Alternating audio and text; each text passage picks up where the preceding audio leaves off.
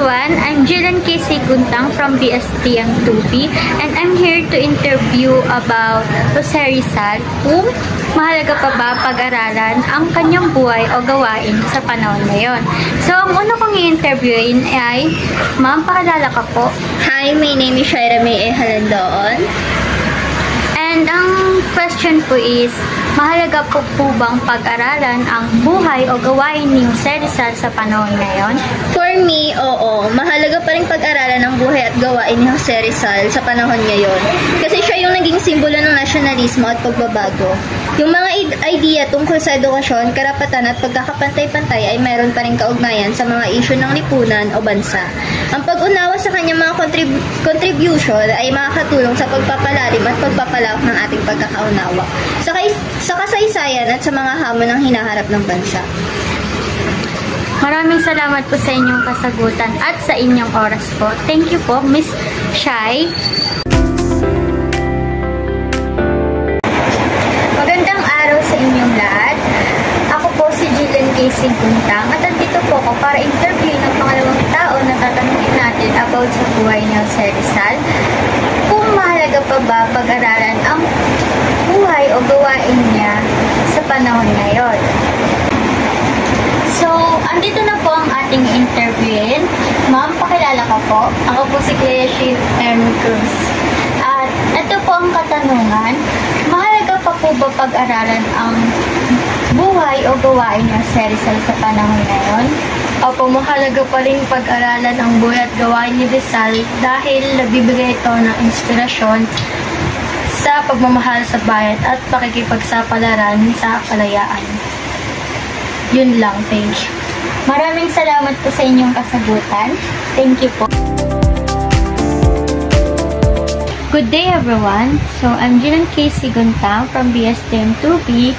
So, will be the last person I will be interviewing about Jose Rizal kung mahalaga pa ba pag-aralan ang buhay at gawain niya sa panahon ngayon.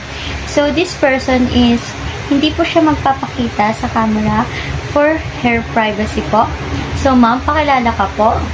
Good day everyone, my name is Chloe Cruz.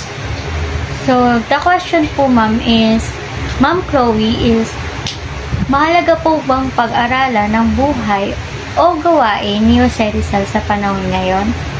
Para sa akin po, is mahalaga pa rin pag-aralan ang buhay at gawain ni Jose Rizal sa panahon ngayon. Dahil ang kanyang mga ideya at prinsipyo ay patuloy na nagbibigay inspirasyon at gabay sa mga Pilipino.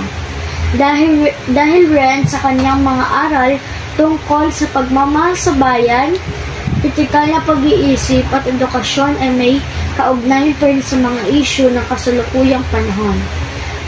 Ano pa ba?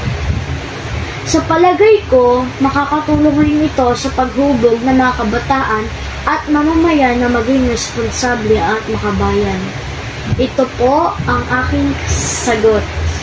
Thank you for your wonderful answer. So, thank you for your time po, Ma'am Chloe.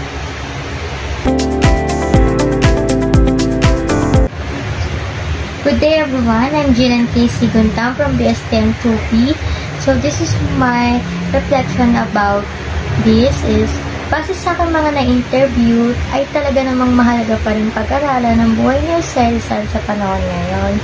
Dahil sa nanatiling makabuluhan ng kanyang mga ideya at prinsipyo, and ang kanyang pagmamahal sa bayan at paninindigan sa education, at pagkakaroon ng kalayaan, at patuloy pa rin nagbibigay inspirasyon at gabay sa mga Pilipino, lalo na sa mga kabataan,